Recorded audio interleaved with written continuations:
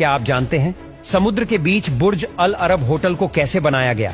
ये दुनिया की सबसे महंगी होटल है, जिसके अंदर इतना सोना है कि जिससे 3 फुटबॉल की ग्राउंड्स को कवर किया जा सकता है। दुबई शेख को जब पता चला कि 2016 तक दुबई का सारा तेल खत्म हो सकता है, तो इस खबर से दुबई शेख काफी परेशान हो गए, क्योंकि वो तेल से ही तो पैसा कमाते थे।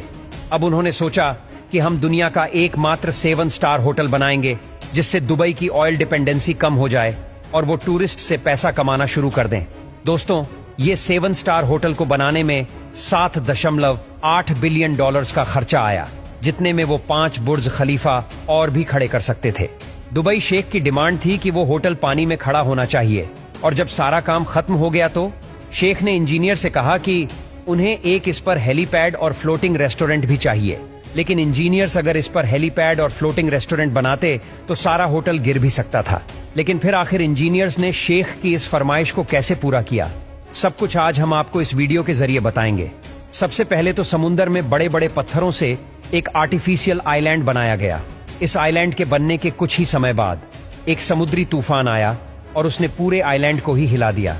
सभी सोच में पड़ गए कि जब एक तूफान ने इस आइलैंड को इतना नुकसान पहुंचा दिया, तो फिर अगर इस पर होटल बन गया तो उसका क्या होगा।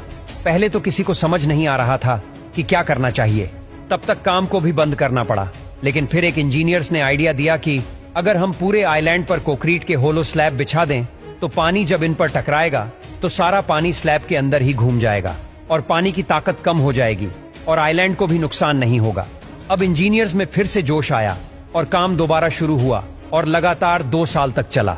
लेकिन फिर बारी आई होटल को अर्थक्वेक बनाने की। उसके लिए इंजीनियर्स को बड़े बड़े स्टील के डायग्नोज को बिल्डिंग पर फिट करना था, लेकिन ये डायग्नोज होटल से 15 किलोमीटर दूर बन रहे थे और इतने विशालकाय डायग्नोज को ले जाना बहुत चैलेंजिंग था।